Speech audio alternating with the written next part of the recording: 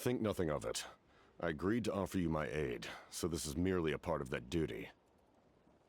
Besides, I care deeply about this land. Right! When we were with Moika, you told us you and your soldiers defended Natlan against the Abyss 500 years ago. That's right. My desire to protect this nation remains unchanged. When my platoon arrived in Natlan 500 years ago, like you, we were true outlanders.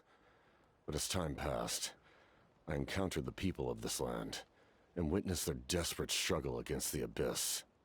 Though many of the warriors were rash and inexperienced, they were steadfast and fearless in battle, willing to do anything to protect their fellow citizens, oftentimes with complete disregard for their own survival.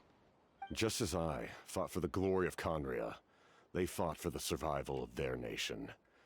We happened to share a common enemy, so I decided to offer my aid. We fought side by side to the very end.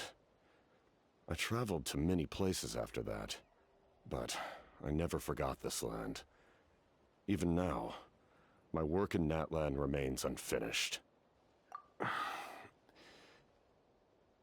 It may seem difficult to understand, but the reason is really quite simple. That name carries with it the glory of my homeland and the honor of Natlan. Yet, I failed to bring my soldiers home. And I failed to help Natlan defeat the Abyss. But that's not your fault. The Abyss is way stronger than any of us imagined. You need not comfort me. I am no longer who I once was. Let the events of the past continue to collect dust in the annals of history. I will continue to help Natlan in my own way. Like, with the draft of lucidity? Who knew you could make medicine? Were you a doctor before? The drought was Guthred's invention. He was a respected military doctor, as well as my trusted second-in-command. We faced a similar situation to what you witnessed today. The endless battles against the Abyss triggered delusions among the soldiers, to the point where some attempted to kill each other. In order to develop a treatment as fast as possible, Guthred used himself as a test subject. He passed away shortly after the drought was complete. That's who he was. Unrelenting in his pursuits. No matter the cost, no matter the sacrifice. In the end, he even gave himself up for a chance of success. I'm sure he would be pleased his creation aids people, even now. The Abyss has wrought enough suffering on this land. I sincerely hope this war will end soon. Stop worrying about other people's survival, about their losses and sacrifices. You just need to win. That must be why I've returned. For this moment.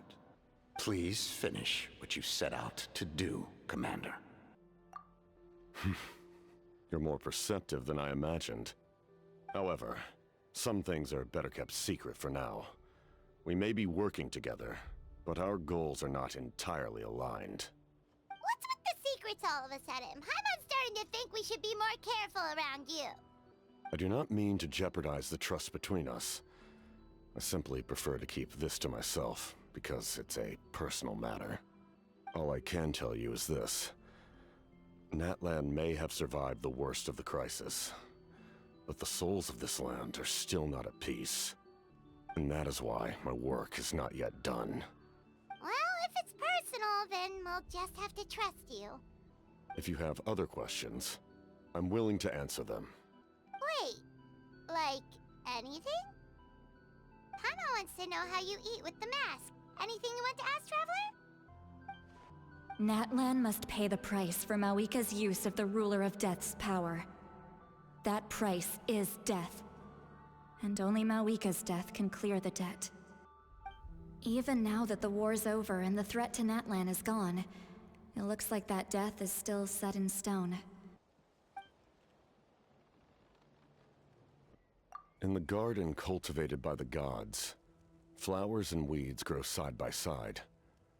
When the weeds compete for nutrients in the soil, the gardener intervenes to inhibit their growth. I'm not one to pass judgment based on my own standard of right and wrong. But It is an undeniable fact that she is responsible for my suffering, as well as that of my people. If that explanation is too difficult to understand, allow me to show you exactly what I mean.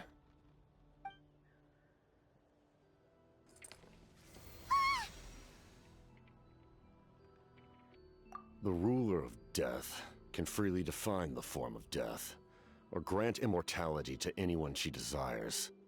Her power is a rule in and of itself.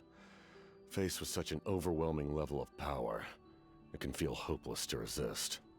But I am of the belief that, in this world, no destiny is unchangeable, no death inevitable, and no rule unbreakable. So, before the final moment truly arrives, we must fight harder than ever.